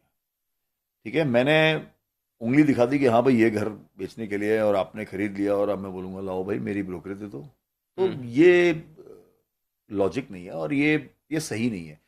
क्योंकि बहुत बड़ी इंडस्ट्री है, इसमें बहुत कुछ है. आज अगर आप हमसे पूछेंगे तो शायद बहुत सारी चीजें अभी भी हमको नहीं पता. We are still into a learning phase. Every day is a new learning. Every day एक नया लॉ समझ में आता है. एवरी डे एक नया इंस्टेंस समझ में आता है. ठीक है, किसी को भी रियल एस्टेट एजेंट बनना बहुत बड़ी बात भी नहीं है, लेकिन बहुत इजी भी नहीं है. अब आपको अगर कंसल्टेंसी के बिजनेस में आना है और आपको चैनल पार्टनरशिप के बिजनेस में आ रहा है या सो कॉल्ड ब्रोकरेज के बिजनेस में आ रहा है, अगर आपको प्रॉपर्टी डीलर बनना है, पहले बन सकते थे, पहले आपने दुकान खोल ली, आप प्रॉपर्टी डीलर हो, आ जाओ. Today it's not that easy. आज अगर आपको प्रॉपर्टी डीलर बनना है, you need to have a RERA certification exam. और रादर रेरा सर्टिफिकेट नंबर चाहिए आपको, रेरा सर्टिफिकेशन नंबर होता है। उसके लिए कोई एग्जाम पे देना है? एग्जैक्टली, तो I am coming to it. हाँ, आज आपको पहले तो आपको एक रेरा सर्टिफिकेट नंबर चाहिए। हम्म, रेरा नंबर के बाद आपको ऐसे ही रेरा नंबर नहीं मिल जाएगा। आज आपने अप्लाई किया कि मेरे को रेरा नंबर चाहिए, हम्म, मैं पैसे भर दूंगा, पैसे भरने से कुछ नहीं होगा। You have to do a certification exam, तो बात बात की बात है। उसके पहले आपको एक सर्टिफिकेशन का कोर्स होता है, जो आपको वो 4 दिन का कोर्स होता है, वो आपको वो पूरा करना है। You will get a certificate which says that you have completed the so-called RERA process of certification as a course. Basically पढ़ाई 4 दिन की। उस 4 दिन की पढ़ाई के बाद आपको महीने भर के बाद आपको रेरा का एग्जामिनेशन डेट आती है, जिसमें आपको बकायदा रेरा के रूल्स एंड रेगुलेशंस का जो भी RERA whatever is about RERA in the industry, उसके रिलेटेड आपको सवाल है, उसके आपको एग्जाम देना है। If you pass you get a certificate which you have to then upload it on your RERA website, on your RERA page. हर एक रेरा सर्टिफाइड एजेंट का एक रेरा पेज है, जिसमें आपकी प्रोफाइल है। उस प्रोफाइल में आपको you will have to upload your RERA course details जो आपने पूरी की है, and RERA certificate as well. Okay, तब जाके आपको रेरा नंबर अलॉट होता है। ठीक है। किसी ने अगर 5 साल पहले या 6 साल पहले रेरा नंबर ले रखा है और वो सोच रहा है कि ठीक है इससे तो मेरा काम हो गया, नहीं, जब वो रिन्यूअल के लिए जाएगा तो ही will have to go through that process. ठीक है। बिना उस प्रोसेस के आपको रेरा नंबर इशू नहीं होता। बेसिकली एक एग्जाम क्रैक करना पड़ेगा। बिल्कुल सर, आप किसी बिजनेस में हो, आज आपका फैमिली बिजनेस में हो, तो आपके पिताजी आपको पूरी ट्रेनिंग देंगे उसके बारे में कि बेटा क्या नहीं करना है बिजनेस में और क्या करना है, पैसे कहाँ से आते हैं, क्लाइंट क्या होता है, किसको क्या है, नॉलेज है आपको नहीं है, टैक्सेशन नॉलेज है नहीं है, आपको फाइनेंशियल नॉलेज है या नहीं है, वो सब आपको पिताजी सिखाएंगे। तब जाके बोलेंगे कि चलो पहले मेरे साथ काम करना शुरू करो। And once he thinks that now you have understood, आपको सब समझ में आ गया है, देन वो बोलेंगे ठीक है बेटा आज आप ऑफिस जाओ, मैं नहीं जा रहा हूँ, आप संभाल लेना। So it is, no business is easy and no business is difficult. If you have that right knowledge and if there is a certification which somebody says that yes you are a knowledgeable person और आप ये business कर सकते हो। Okay. तो ये RERA आने के बाद, जैसे मैंने आपको पहले भी कहा था कि रेरा आने के बाद बहुत कुछ चेंज हुआ है, बहुत रेगुलेशंस आए हैं, ये रेरा आने के बाद हुआ है। ठीक है। कोई ऐसा प्लेटफॉर्म जो एक ब्रोकर और एजेंट यूज करते हैं जहां से कस्टमर का एक बेस मिले? बहुत है, बहुत है। तो platform? अगर आप रियल एस्टेट रिलेटेड देखोगे तो बहुत सारे एग्रीगेटर पोर्टल्स हैं, जैसे 99 एकर्स है, मैजिक ब्रिक्स है, housing.com है, मकान.com है, कई पोर्टल्स अवेलेबल है मार्केट में। ये सब सारे जेन्युइन है? जेन्युइन, देखिए मेरी बात सुनिए। अब मान लीजिए आपने एक एक्स अमाउंट ऑफ रुपीज का पैकेज लिया है, ठीक है, वो पैकेज है 3 महीने का। अगर आपको लीड आई है तो वो आपके लिए जेन्युइन है, और अगर आपको लीड नहीं आई है तो आप बोलोगे ये तो फेक है। Okay, see it all depends. मैं आपको ये भी नहीं कह रहा कि कोई पैकेज फेक है या कोई है। It all depends how you have to promote yourself. Okay. आज सर माल बेचने से पहले अपने आप को भी बेचना पड़ता है। You have to be presentable. Absolutely, अपने आप को बेचोगे तभी बिकेगा। आप एक लुंगी और बनियान पहन के जाके बोलोगे कि मैं ब्रोकर हूँ, 3 BHK का घर खरीद लो, तो कोई आपको नहीं कोई नहीं लेगा। तो वो आपकी एक पर्सनालिटी भी होनी चाहिए कि आप उस चीज को आप कर सकते हो, या आपको कस्टमर आप पे भरोसा रखेगा। करेक्ट, ठीक है, क्योंकि आज की तारीख में वही है, जो दिखता है वो बिकता है। आप दिख गलत रहे हो तो आप कुछ नहीं बेच पाओगे। ओके, ठीक है। तो वही मैं कह रहा हूं कि मतलब हर जगह पे आपको वो प्लेटफॉर्म यूज करना आना चाहिए। No platform is bad and no platform is good. अगर आपने आज फॉर एग्जांपल से 99 एकर्स पे लिया है, तो आपको पता होना चाहिए कि हाउ यू, कितने टाइम में आपको अपनी लिस्टिंग है उसको आपको रिन्यू करना है, कितने टाइम में आपको लिस्टिंग्स को आपको रिचेंज करना है, कितनी कोई लिस्टिंग आपकी काम नहीं कर रही है तो आपको इमीडिएटली दूसरी लिस्टिंग अपलोड करनी है। अब आज आपने पैकेज ले लिया, आपने 50 लिस्टिंग अपलोड कर दी, अब आप बैठ गए, अब मेरे को तो लीड आएगी। वो ऐसे होता नहीं है। ठीक है। सो डिजिटल में भी एक टर्म होता है, जैसे एसईओ है, एसईएम है। SEO is search engine optimization. तो उसमें भी आपको काम करते रहना पड़ता है। तो ऑर्गेनिकली आपकी वेबसाइट ऊपर आनी शुरू होती है। आप पैकेज लेके अगर आप बैठे रह जाओगे कि भाई मैं बैठा हूं, अब मेरे को लीड आएगी, तो वह ऐसे आती नहीं है। बेसिकली ये इंडस्ट्री फंक्शन कैसे करता है? जैसे कि एक ब्रोकर है, एक बायर है, एक डेवलपर है जी। तो डेवलपर और ये जो ब्रोकर और एजेंट है, उनके बीच में ऐसा क्या रहता है रिलेशन, या कैसे उन लोगों का चीजें? तो देखिए, ये प्रोसेस ऐसा है कि पहले तो मैं अगर मैं अगर किसी को कहूँगा कि अगर कोई रियल एस्टेट के बिजनेस में आना चाहता है, स्पेशली ब्रोकरेज में या कंसल्टेंसी में, मार्केट नॉलेज होनी बहुत ज़रूरी है। आपको ये पता होना चाहिए कि मेरे इस जिस एरिया में मैं ऑपरेट कर रहा हूँ उसमें पर स्क्वायर फीट रेट क्या है, कौन से प्रोजेक्ट्स हैं, कौन से प्रोजेक्ट्स में क्या क्या रेट्स पे वो माल बिक रहा है, या 3 BHK क्या एवरेज साइज क्या है मेरे एरियाज में, मेरे एरिया में कोई हाई एंड प्रोजेक्ट है, मेरे एरिया में कोई लो एंड प्रोजेक्ट भी है। बिकॉज आपको नहीं पता आपके पास जो कस्टमर आएगा उसका बजट क्या होगा। करेक्ट। कोई कस्टमर आपके पास आएगा जिसका बजट 1 करोड़ है, कोई कस्टमर शायद आपके पास आ गया जिसका बजट 5 करोड़ है। तो अगर आपको यही नहीं पता कि मैं 5 करोड़ वाले को केटर क्या करूं, तो आप उसको कभी सेटिस्फाई नहीं कर पाओगे। Absolutely. और वो क्लाइंट आपके हाथ से गया, बिकॉज ब्रोकर्स की कमी नहीं है। आप उसे सही नहीं संभाल पाए तो वो किसी और के पास जाएगा, क्योंकि उसको तो लेना है घर। आप दिला पाओ नहीं दिला पाओ, ये आपका प्रॉब्लम है। Okay. तो आपको अपने आप को उतना सक्षम रखना है। अब जो आपने मेरे को सवाल पूछा कि ये ब्रोकर्स और डेवलपर्स के बीच में क्या रिलेशन है, तो आज मैं कोई प्रोजेक्ट बन रहा है तो मैं आज उस प्रोजेक्ट में जाऊंगा एज ए एजेंट। मैं उस प्रोजेक्ट की पहले पूरी इंफॉर्मेशन निकालूंगा, क्या इन्वेंट्री है, क्या पर स्क्वायर फीट रेट है, कितनी पार्किंग्स बन रही है, क्या ओपन एरिया है, एमिनिटीज क्या है, कौन से फ्लोर पे क्या क्या रेट है, अगर आप फ्लोर वाइज रेट बढ़ा रहे हो तो वो क्या है, everything complete information, complete information.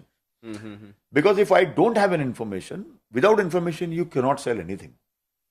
Understood. तो ये मेरा वो एक रिलेशन होगा ब्रोकर्स डेवलपर के साथ में। एंड देन एक चैनल पार्टनर जाके ब्रोकर डेवलपर को पूछेगा what are your brokerage terms. ठीक है, कि आपका लैडर है। लैडर मतलब ये होता है कि 1 यूनिट बेची तो इतना %, 2 यूनिट बेची तो इतनी %, 3 यूनिट बेची तो इतनी %। ठीक है, वो समझ में आ गया। उसके बाद ये है कि भाई आपका ब्रोकरेज का जो पेमेंट है वो कितने टाइम में रिलीज होता है, at what stage I have to give you an invoice of brokerage. ये सब तो चीजें होती ये है। परसेंट में उनका कमीशन रहता है। परसेंटेज तो मतलब अगर कोई 1 करोड़ का मतलब फ्लैट है, अगर कोई लेने चाह रहा है तो कितना परसेंट? मुंबई में क्या रेट चल रहा है? 2%। 2%, मतलब 2 लाख रुपए एक ब्रोकर को मिलेगा, है ना? ठीक है।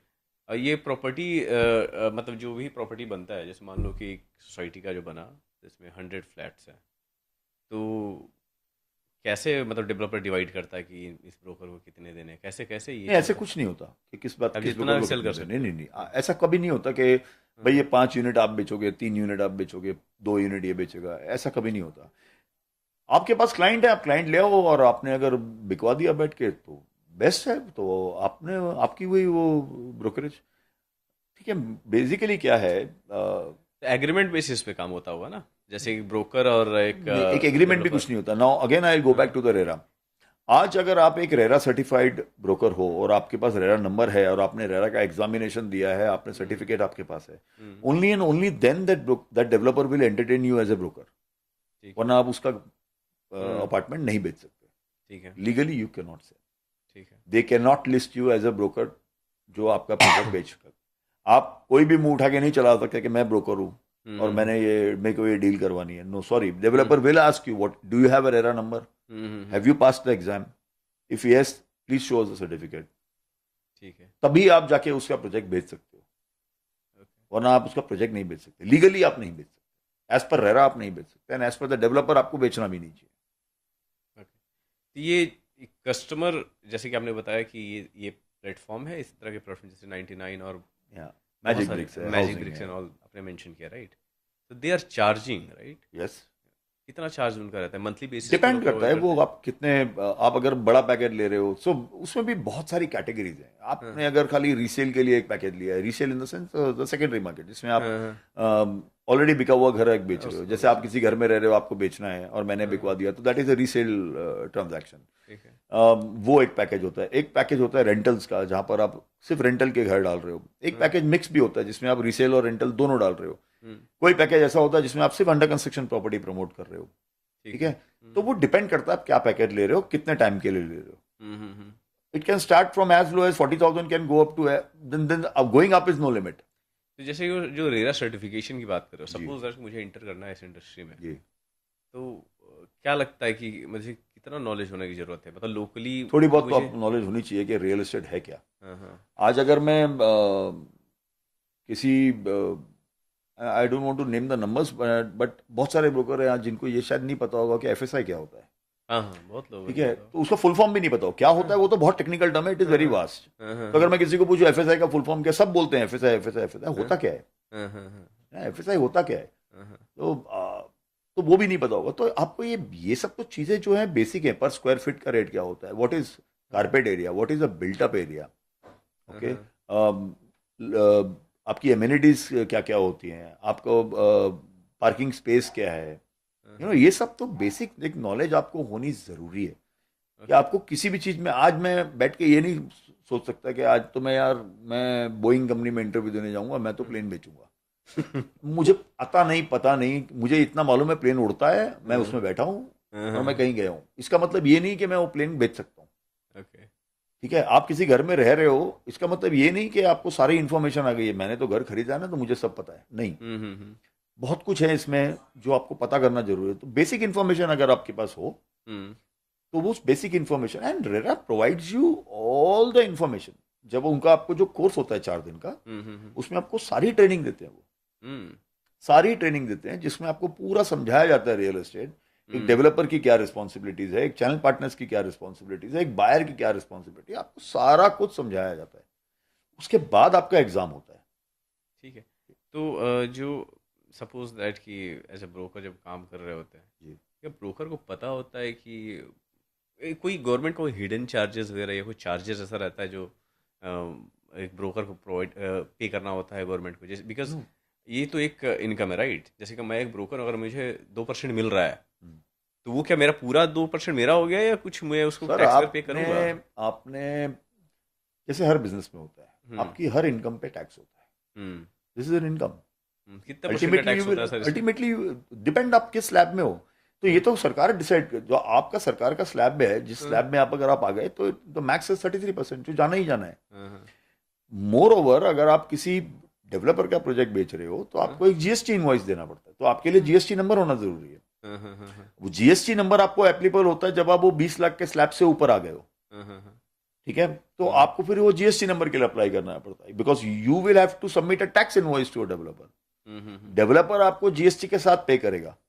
मान लीजिए 1 लाख रुपए का आपने इसको इनवॉइस दिए, 18% जीएसटी है, आपको डेवलपर 1,18,000 रुपए देगा। वो 1,18,000 आपके नहीं है, पहले आपको वो 18,000 का जीएसटी भरना है, करेक्ट। उसके बाद 1 लाख में से आपको टैक्स भी भरना है, और बचे हुए पैसे आपके हैं। तो अगर आप ये सोच लो कि मैं 2 लाख की ब्रोकरेज कमा ली, अब ये सारे 2 लाख मेरे हैं, तो sorry, that is not the case. उसमें टैक्स तो लगेगा ही ना आपको, हर इनकम पे टैक्स है ना सर। कस्टमर के साथ प्रॉपर बॉन्डिंग इसमें कैसे बनाया जाता है इस इंडस्ट्री में? तो देखिए, बॉन्डिंग आपकी तब बनती है जब आपके पास नॉलेज हो। कस्टमर आपसे, फॉर एग्जाम्पल, अभी रियल एस्टेट से अगर बाहर चला जाऊं, मैं अगर आपको ये कहूं कि आप एप्पल स्टोर में गए हो, आपने एक एप्पल फोन आपको खरीदना है, करेक्ट। आप उस स्टोर में गए हो और आपने किसी को पूछा, हाँ भाई ये कौन सा मॉडल है, तो उसने आपको मॉडल नंबर बता दिया। फिर आप अगला सवाल, उससे सबसे पहला सवाल कोई नया फोन में ही पूछता है, इसकी कैमरा क्वालिटी क्या है, कितने मेगापिक्सल है कैमरा। अगर आपको सामने वाला कंप्लीट इंफॉर्मेशन प्रोडक्ट की नहीं दे पा रहा है, तो आप बोलोगे आपका कोई और कलीग है जो सीनियर है, जो मेरे को समझा पाएगा, बिकॉज बिना समझे तो मैं कुछ खरीदूंगा नहीं। ठीक है, उस सेल्समैन ने ये कस्टमर खो दिया, आज के लिए नहीं, जब भी वो दुकान में जाएगा ये कस्टमर उसके पास तो नहीं जाएगा, करेक्ट। ठीक है, और वो फिर एक सर्टिफिकेट अपने गले में टांग के तो घूमेगा नहीं कि नाउ आई एम सर्टिफाइड। तो वो फर्स्ट इंप्रेशन लास्ट इंप्रेशन होता है। क्लाइंट आपके पास आया है, क्लाइंट को अगर आपने परफेक्ट इंफॉर्मेशन दी है, आपने क्लाइंट का टेस्ट समझा, आपने क्लाइंट की नीड समझी, और आपने क्लाइंट की रिक्वायरमेंट समझी, और उसके हिसाब से आपने क्लाइंट को सजेस्ट किया है इन्वेंट्री, तो ट्रस्ट मी सर, वो क्लाइंट दोबारा कहीं नहीं जाएगा। वो तो छोड़िए, वो अपने रेफरेंस को भी आप ही के पास भेजेगा कि यार मेरा इन्होंने कराया है, बहुत स्मूथ ट्रांजैक्शन कराया है, मेरा सारा कुछ इनको नॉलेज है, इनको पता है पेपर वर्क क्या होता है, इनको पता है नेगोशिएशन कैसे होता है, सब कुछ इनको पता है, यार अगली बार तुझे घर लेना हो ना तो इनके पास जाना। So it is all about your knowledge and it is all about your relationship, how you create that relationship. आज कोई रिलेशनशिप बन के नहीं आती है कहीं से, आपको उसको बनाना पड़ता है, हर बिजनेस में, इसमें नहीं, हर बिजनेस में। एब्सोल्युटली। तो ये एक बहुत इंपॉर्टेंट चीज़ है। नॉलेज, मैं आपको यही कहूंगा कि बिना नॉलेज के आप मतलब इसमें नॉलेज है तो कस्टमर तुम्हारे पास आएगा, नहीं तो आएगा नहीं ही आएगा। आएगा। नॉलेज है, आपका बात करने का तरीका है, हाउ प्रेजेंटेबल यू आर, आप कितना रेडीली अवेलेबल हो कस्टमर के लिए। करेक्ट। ठीक है, आपको अगर वो कोई सवाल पूछ रहा है तो आप उसका जवाब दे रहे हो। आप तो बेसिकली आपका इंटरेक्शन कितना है क्लाइंट से। एवरी टाइम आप क्लाइंट को कुछ ना कुछ बेचने की ना सोचें। कुछ कुछ टाइम पे आप कॉल करके ये भी बोल सकते हो कि उसको कुछ इन्फॉर्मेशन दे रहे हो आप। सर आप देखो मार्केट में ये हो रहा है, ये हो रहा है, ये हो रहा है, यहाँ पर इसको आपको अच्छा ROI आएगा, ये आएगा, वो आएगा, वो आएगा, and just leave that customer there. The next day you might get a call from the यार, आप जो बोल रहे थे ये अच्छा ROI आएगा, कुछ प्रॉपर्टी बताओ यार, वो वाली ROI की कुछ है तो। See that is a business. एक नया एवेन्यू इन्फॉर्मेशन खुल पास गया, ऑन कर देना फिर। एक नया एवेन्यू खुल गया। अब आप उसको उसके लिए वो चीज ढूंढ के बताइए जो उसको चाहिए। Correct sir. तो बेसिकली आप कितनी उसकी नीड को सेटिस्फाई कर पा रहे हो, कितनी उसकी रिक्वायरमेंट फुलफिल कर रहे हो, उसकी नॉलेज की जो भूख है उसको आप कितनी पूरी कर पा रहे हो, तब वो आपके साथ जुड़ेगा। वरना ब्रोकर्स की कमी नहीं है सर, एक ढूंढो 1000 मिलेंगे। मुंबई में तो भरे आज पड़े हैं। हर गली में आपको 25 ब्रोकर मिलेंगे। Correct sir. ठीक है, कुछ सर्टिफाइड हैं, कुछ नहीं है, कुछ अपने आप को ब्रोकर मान चुके हैं, कुछ ब्रोकर होने के बाद भी नॉलेज नहीं रखते हैं। तो ब्रोकर्स आपको बहुत मिलेंगे, उसकी Great. कोई कमी नहीं है। Okay, so thank you so much sir, आपने बारीकी से सारे इन्फॉर्मेशन दिए माय प्लेजर। जो भी मुझे चाहिए था, मुझे जो जानना था। And I am very much sure कि जितने भी हमारे व्यूअर्स हैं जो देखेंगे इसको, जी वो बहुत कुछ सीखेंगे इससे। और खास करके जो बिजनेस में इंटर करना चाह रहा है रियल बिल्कुल। एस्टेट में, बिल्कुल। उनको भी बहुत सारी मदद मिलेगी इस वीडियो को देखने के बाद। Thank you once again sir. अगर आपके पास कुछ है बोलने के लिए और ऑडियंस को बोलना है रिलेटेड टू योर इंडस्ट्री और anything, you can go ahead. तो बेसिकली ये सब जो मेरी नॉलेज थी, जितना मुझे आता है मैंने आपको वो बताया है। As I said, every day is a new learning, no day is a same day. हर दिन एक नई चैलेंज है, हर दिन एक नया सीखने को कुछ मिलेगा आपको। सीखने की भूख आपकी जिस दिन खत्म हो गई, समझ लेना कि आप एक जगह पे बैठ जाओगे, फिर आप लाइफ में ग्रोथ नहीं है। तो आपको इस इंडस्ट्री में, किसी भी इंडस्ट्री में, आपको सीखना बहुत जरूरी है। आज जितनी मुझे आता है, जितना मुझे पता है, उतना मैंने आपको बताया है। और मैं भी लर्न कर रहा हूँ, और आई विल रिक्वेस्ट यू, अगर आप भी इस इंडस्ट्री में आना चाहते हैं तो नॉलेज गेन करते रहिए, because knowledge will make your clients happy and make your clients live with you for a longer time. Okay, thank you sir.